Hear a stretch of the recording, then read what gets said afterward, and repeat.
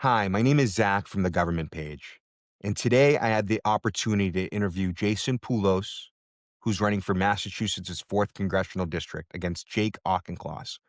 Jake Auchincloss happens to be my representative in Congress. And every time that I've reached out to him, he's given me canned responses from his corporate donors. I do not believe Jake Auchincloss cares about his constituents. I think that he is captured by lobby groups and is essentially working for the lobby groups and foreign governments. I'm excited to present Jason to you today. Please share your thoughts. Thanks, guys, for tuning into the show. This is Jason Poulos. He's running for Massachusetts' 4th congressional district. Jason, how are you? Hey Zach, how's it going? No complaints over here, man. I wanted to give you an opportunity to tell us why you're running, what got you to join the race. Let's dive right in. Thanks, Zach. So I grew up here in the district in Sherburne. I was a Pell Grant recipient. I went to UMass Amherst. I later went to UC Berkeley to do a PhD in political science, I was a National Science Foundation graduate fellow. I had postdoctoral experience in Harvard Medical School and Brigham and Women's Hospital, um, focusing on the intersection of AI and health. And I currently design AI um, evaluation frameworks. So I have a union background. So at UC Berkeley, I was a UAW 2865 member. Notably, I participated in the 2014 BDS resolution vote, which was the first major U.S. labor unions to pass a BDS resolution in 2014.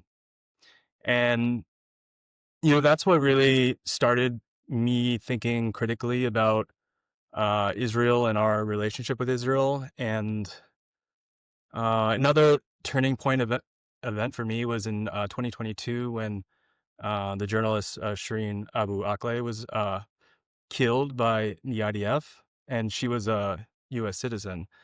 And that made me think a lot more critically about U.S. It's turned out that the administration at the time, the Biden administration, was hiding and obscuring that investigation.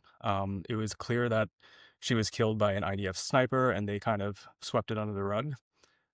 We can talk about this later, but the incumbent I'm running against was actually in Israel 6 weeks later after Shireen was killed, on a paid trip funded by APAC's educational organization.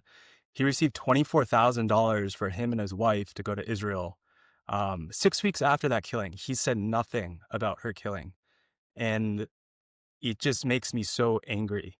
Um, and when the genocide began, I was kind of like you, and I, you know, was calling his office like every day and just hearing the same kind of pablum from them and just completely unimpressed. Just sick of hearing the same, APAC talking points for a whole year or 2 years. And so, that's what really motivated me to get into the race. But You're as someone saying with, yeah, you're saying an event happened this in the past year where you felt you reached out to your personal representative of Congress and he was just giving APAC talking points. The same guy that gets paid to go to Israel for education, that doesn't say anything when US journalist gets killed. He was giving you answers that didn't suffice, and that was part of your inspiration for joining the race. I mean, I can give you specific examples. Like I called his office in Brookline. His legislative director, her name's Dana, picks up the phone. She's very nice, very professional. I say, what you're doing now is sending $21.1 billion to Israel, and you know what it's being used for to kill innocent civilians. And it's breaking our laws. It's breaking the Leahy law. We're not supposed to be, funding countries that are violating human rights. And it's violating international law. And you know that people who are voting to send this funding to a foreign government to perpetuate war crimes, they're going to be legally liable one day. And I said this, and his legislative director, wouldn't take it, like wouldn't wouldn't accept that truth that people are going to be accountable one day in one form or another, and she wouldn't accept that. And like you, I went to town halls. I didn't have to ask a question because the entire audience had the same question: is essentially, why are you taking so much money from APAC? He took $163,000 from APAC. And then as a return on that investment, he has, voted to send Israel $21.1 billion. He was one of 12 Democrats in the House to sign a Republican letter that basically threatened the United Nations with sanctions because it wanted to implement an ICJ advisory opinion. Um, he, It's crazy because, like, there's an investigation onto Israel's criminal actions, and the US is sanctioning the same court which we've used in numerous occasions around the world. But the first time that it tries to go against, not the first time, but this time when they're trying to get Israel, oh, all of a sudden we have to investigate the court.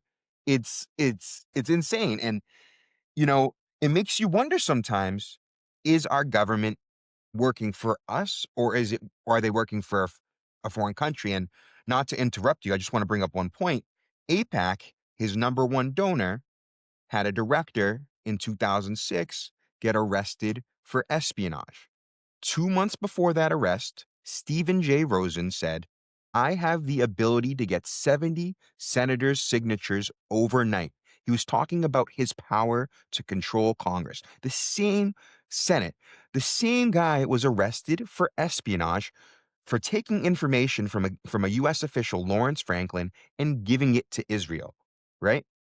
It makes you wonder, is Jake Auchincloss captured? And I don't wanna suggest that, but I'm thinking it. I'm thinking it, and I know I don't want to put you in a spot where you can say that. You don't have to say that, but, like, continue your story. I just from my perspective, I'm in your district, and I feel a little bit weird about the situation as well. right. So I have so much to say. Like, as someone with a background in AI, the Israel issue was a catalyst or the catalyst for me running. Also, I'm seeing, the threat of AI displacing workers, like up to 13% of the workforce. And we have no protection for these workers. Part of a big part of my platform is advocating for Medicare for all, to make sure that if people lose their jobs, they still have health care, universal basic income, to ensure that everyone here has like a base level income. It might be something really small, like $250 a month, but it's a base level that they can fall back on if they suddenly lose their job. We're going to get into the corruption angle, but Auchincloss, the incumbent, is one of two members of the Massachusetts delegation who has not signed on the Democracy for All Act, which is an act introduced by Representative McGovern to overturn Citizens United. And so why? And the other person is Richie Neal, who's also a top um, recipient of Israel lobby money and also corporate PAC money. So For those that don't know, what is Citizens United? right. So it's a Supreme Court decision that basically says equates money as speech, and says that corporations are people, and so we cannot constrain their speech, aka their uh, spending on campaigns. And so this opened a floodgate of money into what's called a political action committee, a PAC. And so, to use the example of APAC, so APAC, when they give money, they're not giving money from APAC, they're giving money from a PAC called APAC PAC. And they have actually a whole constellation of PACs. It's not just APAC, it's DMFI. So that's the Democratic version of AIPAC. It's the Democratic Majority for Israel. There's something called NorCal, which is like the Republican version. Interestingly, the incumbent gets money from all three of those entities. He also gets money from these regional groups. So there's a regional APAC spinoff that's based in Louisiana that's given the incumbent money. And what's really interesting to me about that is that that Louisiana-based PAC usually gives money, first of all, to right-wing Republicans. It's funded by an arms, a CEO of a arms distribution company in Louisiana, and that's very ironic because the incumbent has his own PAC called Beyond Thoughts and Prayers, which is presumably set up to curtail gun violence. But here he is; he's accepting money, laundered money from an arms manufacturer. And a lot of people don't know that, but you look into these FEC filings, and the sources of the money is all out in the open. Another interesting point And is that, I wanna pause right there, right? Look, so he's military industrial complex is essentially giving him money. Like, I'm just gonna dive right in here. In not so many words, at a recent town hall, Jake Auchincloss essentially said that the billions of dollars that we send to Israel is nothing. It's just a drop in the bucket. But what we're getting from them is way more than what Israel's getting because we're getting research and development from them using our weapons. It kind of aligns with what you're saying, right? So he's getting money indirectly from these military contractors through these sub packs. And conversely, he's saying, "Oh, this is great research and development from us." While there's people here struggling to pay for their medication, we have this guy saying, "Hey, let's take our US money. Let's take these hard-earned tax dollars and send it to a foreign country." It just sounds a little ridiculous to me, you know. But I've seen some of your campaign. You've talked a little bit about the pharmaceutical industry as well. What are your thoughts on addressing that? well, let me just put a button on the previous point. So, like, another interesting thing is who's not giving him money, and one Okay. PAC that's not giving him money is J Street. What is J Street?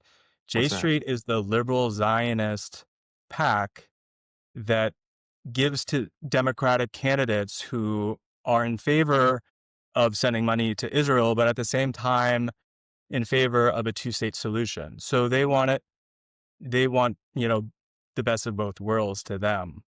And they don't give money or endorse Jake Auchincloss because he is essentially too right wing for them.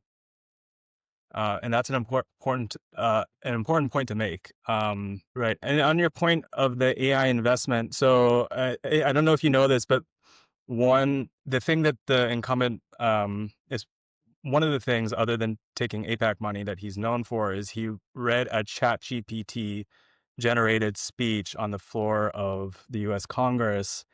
And the speech, the speech was, it was about how, the United States benefits so much from the US Israel relationship.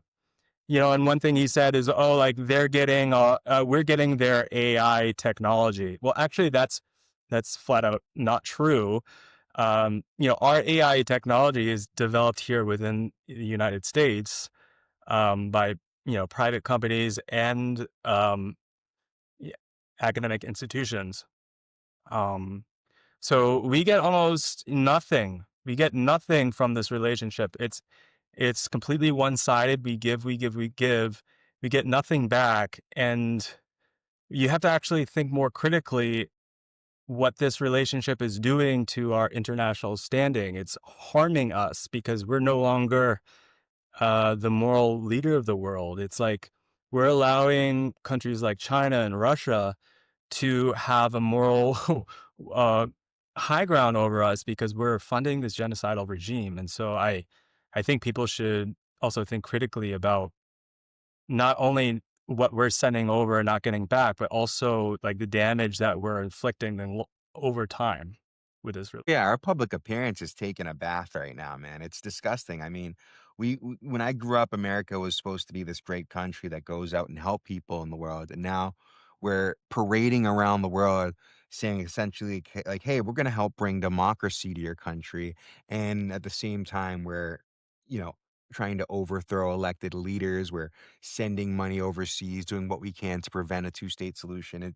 It's disgusting, man. And the guy you're running against, the incumbent, Jake Auchincloss, is just an extension of this war party. He even said to me, man, I was in a town hall in Franklin, Massachusetts, and he said, "Hey, he has no issue with the United States attacking Iran. His only issue was that Trump was unable to use that attack as leverage on Benjamin Netanyahu. That's the only issue he had with it. So he was all for with a war in Iraq as long as our troops aren't sent there. But what's the guarantee that if we attack them, that they don't retaliate, isn't it? Like, if we're supporting Israel for, retaliating for October 7th, would it be Iran's right to attack us? He's putting us I, in harm's way. He's saying, "Hey, I am okay with putting the American citizens in harm's way. I'm okay with supplying Israel with money." And I don't know. It's a strange position that we're in right now. the his response to the Iran question is so bizarre because I don't think anyone can argue that it was in America's national interest to attack Iran like that. If anything, it threatened to provoke, a broader regional war, which it didn't in this case. But it was not in our national interest. It was in Israel's interest, and to claim otherwise, I just find so bizarre. The Iran strike was something that the Netanyahu government was agitating over for decades, for literally decades. They wanted the plans that we used to strike Iran were plans that were developed actually under the Biden administration. They were doing test runs to see how this is feasible, and that was one thing that Joe Biden wouldn't do. Is he would not go along with Israel's desire to strike Iran. And Biden's government was by no means, not a pro-Israel government. It was one of the most pro-Israel governments there has been. And then he's been topped. I mean, Trump's government has been over the top, just glazing over Netanyahu. Everyone's giving a standing ovation. It's disgusting. Honestly, Congress needs a change, man. I was just talking to a Republican actually in Florida, running against Randy Fine, right? And we just need new faces in there, people that aren't taking money from AIPAC. So I'm So glad that what? you're Sorry. One thing about Randy Fine is that he said if you have the misfortune of looking at his social media account or his media appearances, he says the most gruesome, disgusting things about Muslim Americans, including people in office like Ilhan Omar. And a lot of Democrats, uh, even Dan Goldman in New York, have come out to say that like this has to stop. Like we have to censure this congressperson. Jake Auchincloss has not said anything about Randy Fine and his bigotry. I just want to point that out. why would Jake Auchincloss stand up for anyone that sides with Israel, right? No matter how disgusting the take is, Jake will not separate himself from the Israeli lobby. And in my opinion, it's because he's taking money from them. It's like, how do you separate your dad? If your dad is funding your college education, he's bought you a new Mercedes, you got a nice, multi-million dollar home in Newton, like, what are you gonna do? Are you gonna say, Father, I am really upset with what you're doing here? No, he's going to keep sucking up to them. He doesn't work for us. He works for them. And that's why I'm sick and tired of calling his office. I've been calling his office regularly for months. And they just give me a canned response. And I personally am looking forward to not having to do with that. Um, but you know, I wanted to talk to you about something. A lot of people don't know this. Maybe you do know this, but every time you use your phone, there's the possibility of your data being sent overseas to another hosting website that's hosted in another nation. One of them being Israel, but it's not just Israel. Um, Seeing that Israel has tried to spy on the United States, I know they tried spying on Trump in 2019 by planting devices outside the White House. Um, and in the past, they've, committed espionage, right, with the Stephen J. Rosen, the Jonathan Pollard incident.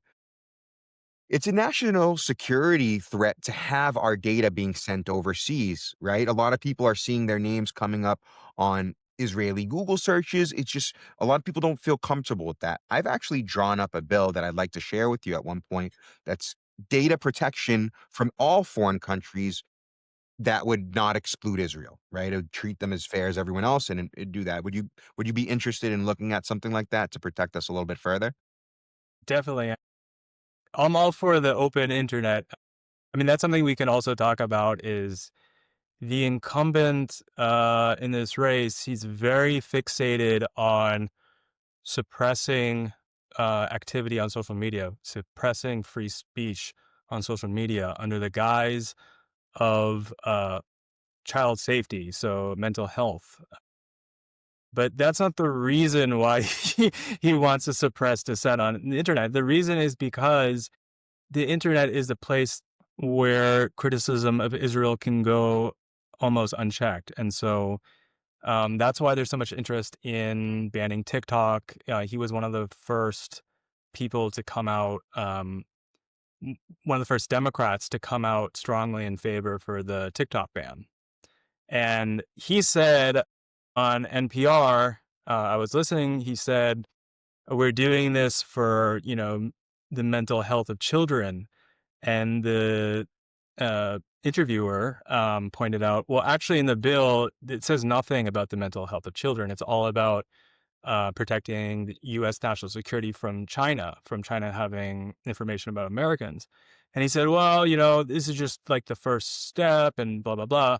But what it really was about was that the Israeli government at the time, and this has been reported since then, like recently, the Israeli government at the time came to the United States and told Biden administration officials that they were interested in, censoring TikTok because they thought that the reason why there was this turn of public sentiment against what Israel was doing, especially among younger people, they thought it was because of social media and not because of what Israel was doing. It wasn't because of the dead babies, it was because of the Right. visibility into the dead Right. baby. The fact that we could see babies with blown off limbs, it was not the reason, or was the reason, but if they could just suppress it online, if they could just prevent us from seeing it, then the conversations at home would be a little bit easier in explaining like, "Hey, Right.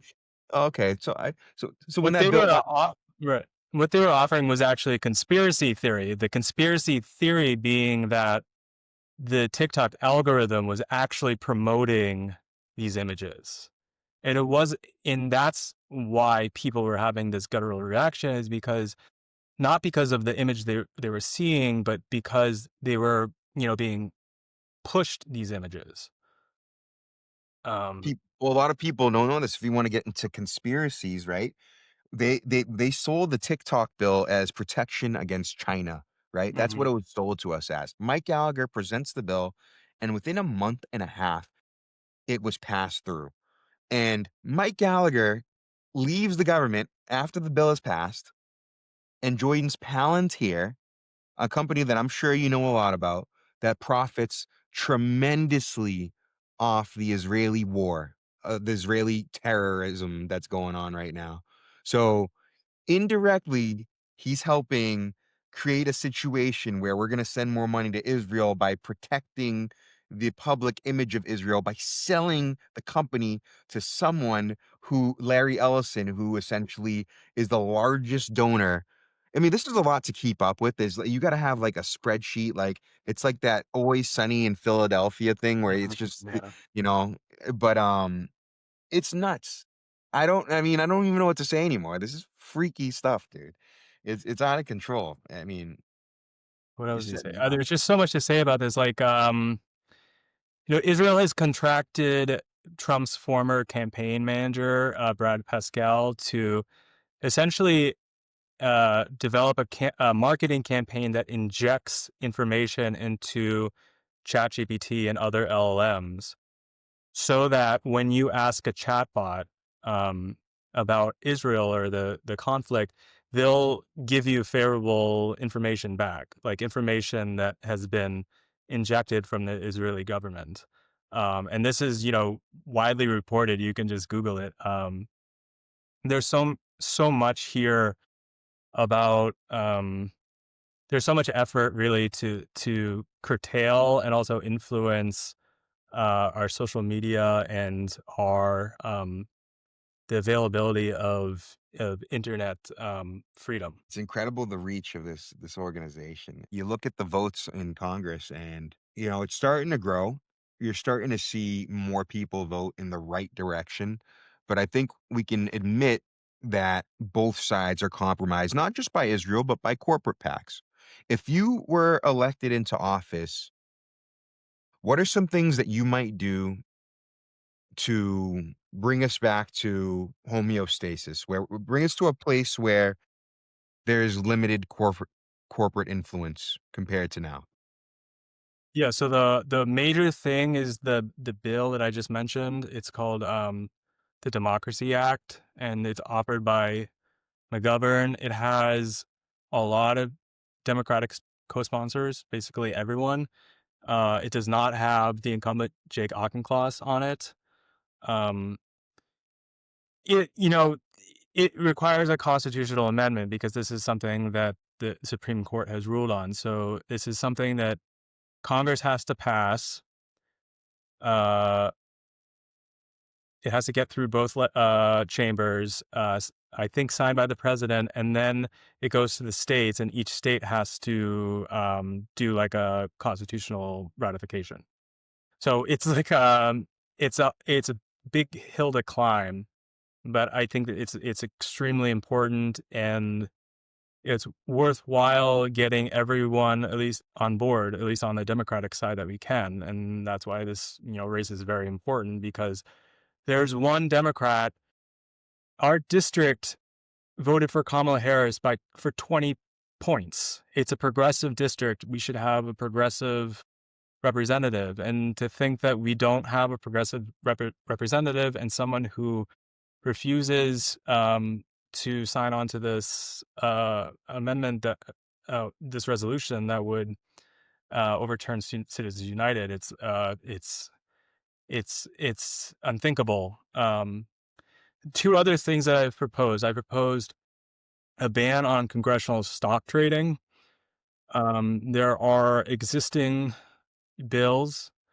Um, there's actually a discharge petition going on right now to get Congress to vote for it. So you should look up to see, what your congressperson's position is on this banning congressional stock trading bill, and if they've signed on to the discharge position, um, and get them to sign on so that the House can vote on this because I think there's actually bipartisan support for this bill. Okay.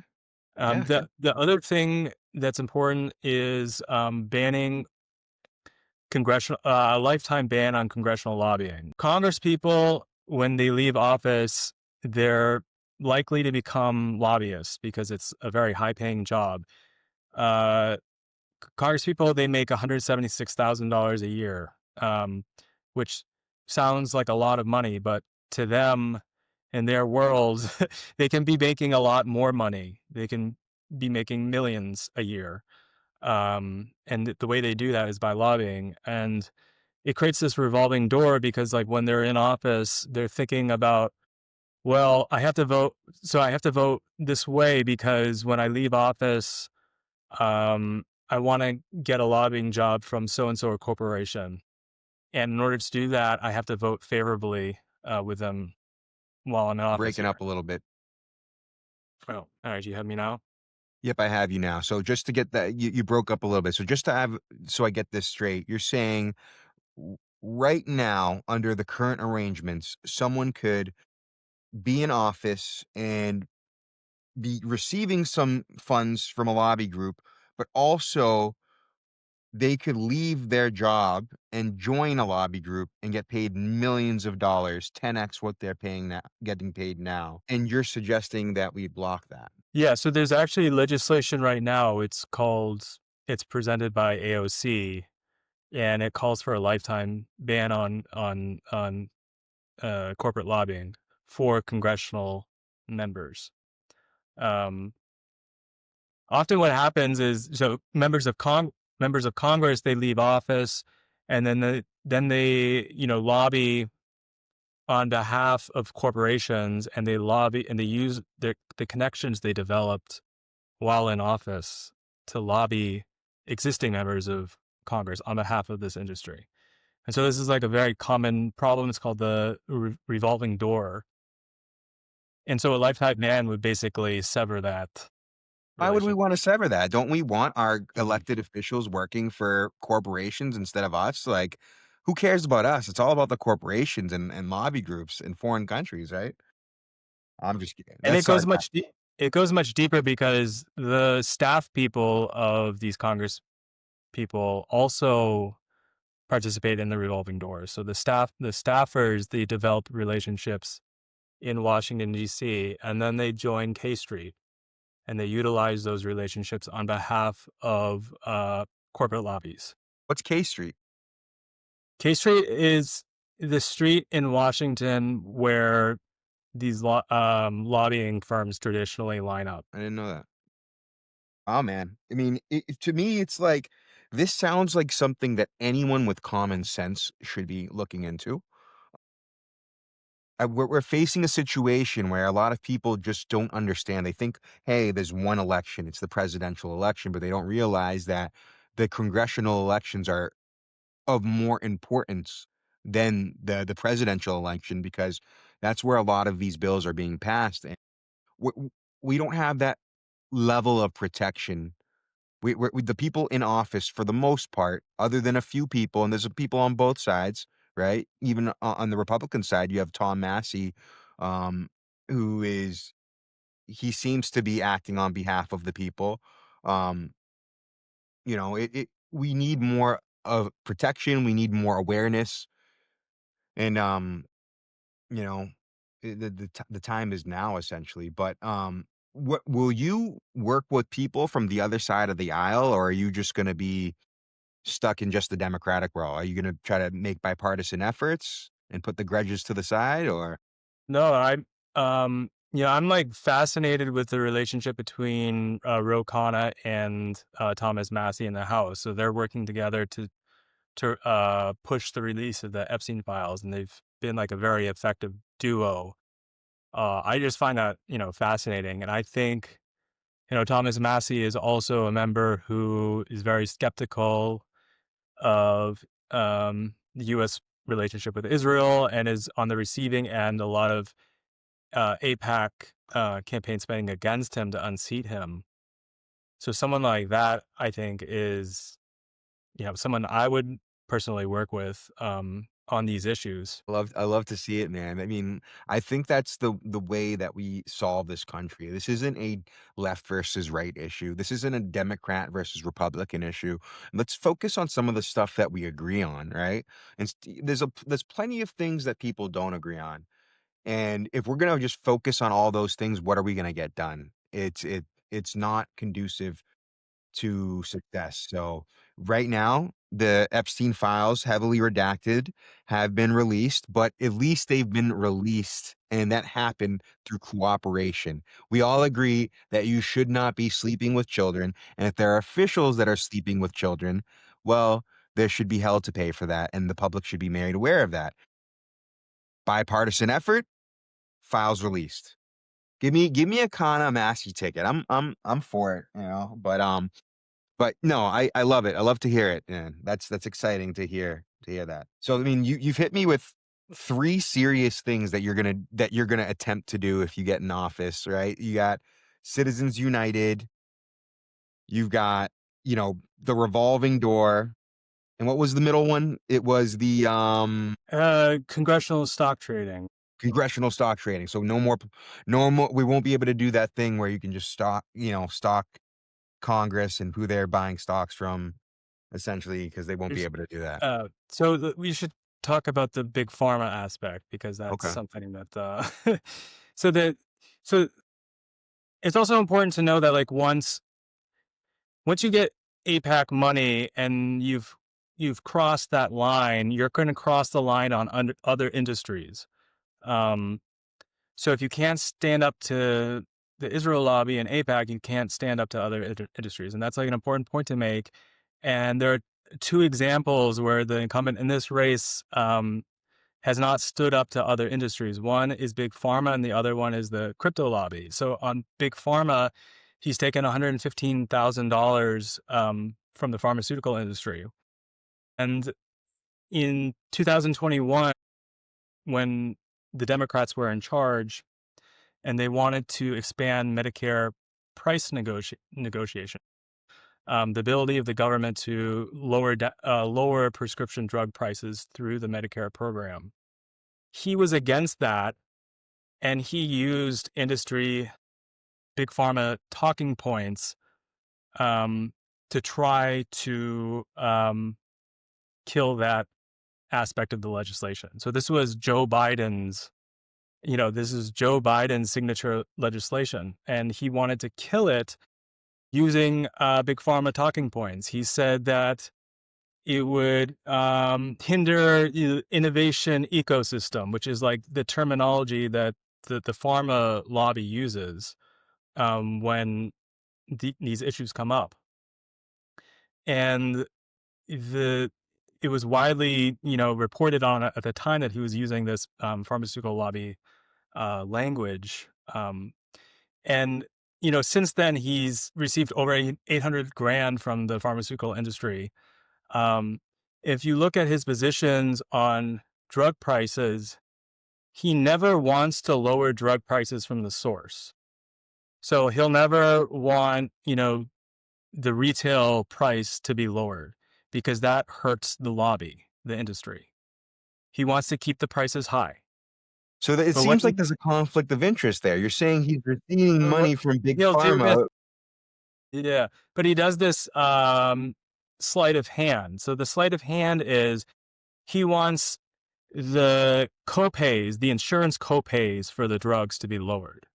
And so what that does is that it shifts the cost, the burden away from the pharmaceutical industry, the one that he's taking the money from, and it puts the cost onto the insurance industry where he's not captured by. So, um, Let me tell you how that works. If you shift the cost to the insurance industry, then the cost of insurance goes up. So that seems like he wants to in a roundabout way, he wants to take the consumer, and instead of them, paying a ton of money this way, they're just going to pay a ton of money this way.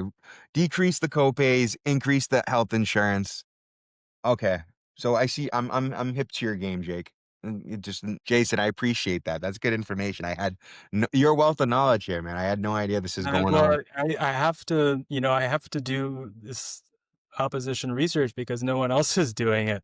Uh, and then in terms of the crypto industry, he's taken $50,000 from industry lobbyists. And in 2025, he was one of only 76 House Democrats to eliminate IRS reporting requirements for a DeFi, decentralized finance platform. So these are platforms that aren't being utilized by like people like you or me or anyone who wants to trade in crypto, but by like the big institutional investors. And so what that's basically saying is that these institutional investors don't have to report their crypto trades to the IRS. And this was something that he was really concerned about for some reason. It had nothing to do with the $50,000 uh, contributions that he's received. It really begs the question, man. This is a revolving door, man. Is $176,000 not enough money for you to live on? And if it isn't, are you willing to sell out your constituents so that you can further your career and make more money? Let's see what happens when Jake Auchincloss leaves office. I guarantee you that he probably takes one of these big cushiony jobs. It's unfair for the American people to be essentially extorted by their own elected officials. Like they don't these people don't know that this is happening. I didn't know this is happening. I just found out by accident when I called this guy and I'm like, whoa, this guy is corrupt. And now I'm talking to you and my blood pressure is probably going through the roof right now. I wish I didn't have this conversation. I'm going to go over there in the kitchen and eat some cookies after this. Maybe that'll make me feel a little better. The enraging thing is that a lot of this is out in the open. You just have to look. So the FEC filings, they're required by law. It's not a secret. So you just look at his FEC filings. Who's the top contributor other than APAC? This top contributor is this company called RA Capital. What is RA Capital?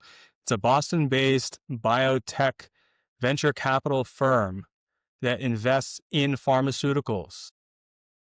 And so they're giving him hundreds of thousands of dollars. The managing partner of this firm, his name is Peter Kolchinsky. We've interacted on Twitter. He maxes out to the incumbent every cycle. And and I've talked to him about this. His perspective is essentially that pharmaceutical companies, they're putting in the hard work. They're doing the R&D. So prices should be high, because if you lower prices, that means that the R&D suffers. Okay. And so this is their perspective. Their perspective is we have to keep the prescription drug prices high. But obviously that, you know, it conflicts with the idea that around the world, prescription drug prices are much lower, and that's because I was talking to a Republican in Florida, and he says that his family members go to this seems like a drug trafficking thing, but Aaron Baker wouldn't do that. Aaron, if you're listening, I'm not throwing you under the bus. He said that his family goes to Colombia and they buy prescription drugs for $6 with no insurance there. Over here, his copay costs more than it does for the drugs out of insurance. So you can go to a foreign country and buy the same drugs for cheaper than your copay in the United States. You're right. There's something afoot going on. There's something it's not adding up. And I get it. Don't, maybe the prices should be high on new drugs for a little bit, recoup that money back. I mean, I get that. I wish we had a better system, right? But like, what about these drugs that have been around for a while? You right. know, So what they're trying to do is they're trying to extend the time for which prices can't be negotiated on a certain drug. And so that's one of their big legislative aims. And that's something that the incumbent has pushed for, is basically letting drugs not being negotiated on for a longer period of time. And who does that help? That helps the drug manufacturers, and it helps the venture capital firms that are investing in these drug manufacturers. And it does not help the people. It does not help the patients. And to give you another example, here in the Northeast, the seniors routinely cross the border into Canada to buy prescription drugs at a lower cost in Canada than they can get them here. incredible, man. It's absolutely incredible. It's a messed up system. If you can go to a whole nother country, buy the same drugs for cheaper than you can in your own state with health insurance, it doesn't make sense, man. And we can blame our elected officials who are taking money from these lobby groups. It's the only logical explanation for why everything's so expensive. People that are elected to protect us are not protecting us.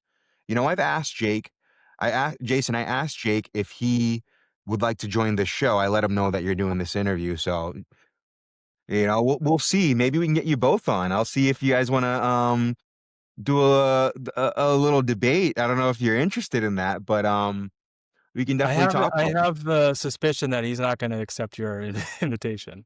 I have the same suspicion because whenever I reach out to him for anything else, he gives me a canned response or doesn't answer, or he tells me about how much he loves Israel. So, or the military industrial complex. And you might be interested in hearing that, after your town hall in Franklin, I think he's learned his lesson. And so he's doing Zoom town halls now, and they're pre-screening questions.